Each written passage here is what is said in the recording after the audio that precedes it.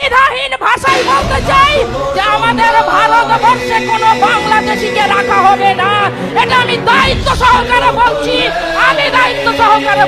ভাষার সঙ্গে বাংলা ভাষা মিল খাচ্ছিল না, তাদের কালচারে মিল হচ্ছিল না, সেজন্য বাঙালি হিন্দু মুসলিম সকলে মিলে গর্জে উঠেছিল, তাদেরকে সেদিন সাথ দিয়েছিল সেই সনাতনী হিন্দুদের বাঁচাবার জন্য, সেই বাংলাদেশিদের বাঁচাবার জন্য। আমাদের এই ভারতবাসী এবং ভারতের অর্থকরী, ভারতের সেনা বল সমস্ত দিয়ে এই বাংলাদেশকে রক্ষা করা হয়েছিল। আজকে বাংলাদেশের মৌলবাদীরা ভুলে গেলে চলবে না, বাংলাদেশের জিহাদিরা ভুলে গেলে চলবে না।